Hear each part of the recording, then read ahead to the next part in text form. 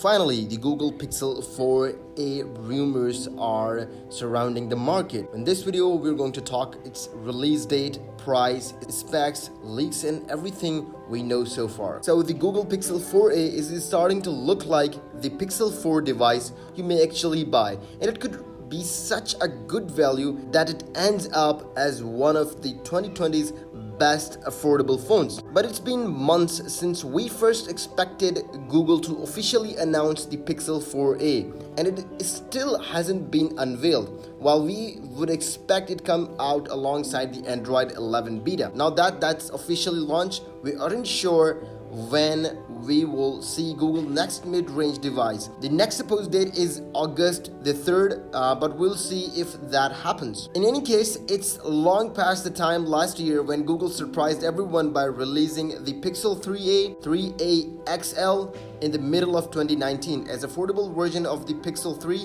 and 3 XL, retaining some of the best perks of premium devices at a mid-range price tag. In short, consumers could once again get the famed Pixel photography at an affordable price.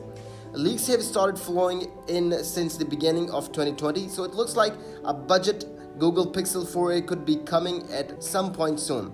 Although we have heard that some phone will be released along without its larger XL sibling. That might make sense, though we would expect the regular 4a wouldn't retain the standard Pixel 4's battery issue. The Pixel 4 and 4 XL were popular devices but didn't land with quite the fanfare of the Pixel 3 handset. The cheaper Pixel 4a phones could be Google's opportunity to win consumers, especially those who have been reducing their phone budgets amid the current outbreak. By covering up the prices, it will cost around $399 and the major key specs that you will find in the Google Pixel 4a would be that it would be having a processor of octa-core Snapdragon 730.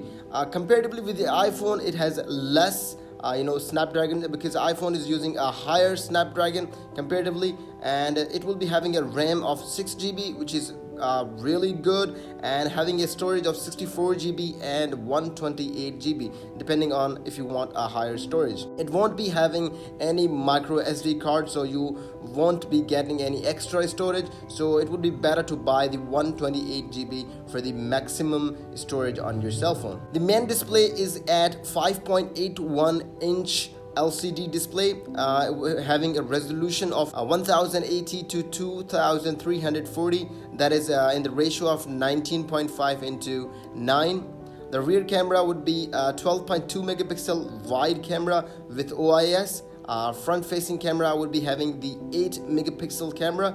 OS, presumably Android would be used is Android 10, but if they are launching in the late timing after August or after the August 3rd, it might have the upgraded Android 11 beta. It has a battery of 3140 mAh. Charging would be the same common USB-C, and it supports the 18-watt fast charging cable. It will also have the fingerprint sensor on the rear mounted on the backside of your cell phone. Would also have the NFC headphones jack. And will it support the 5G? No, it won't support the 5G because but a follow-up model might have it, but this phone, some people might not buy it because of the reason of 5G, because the future is the 5G. It can be bought in the underdeveloped countries like India and other countries, but I don't think so anyone would buy it in US, Canada, or England.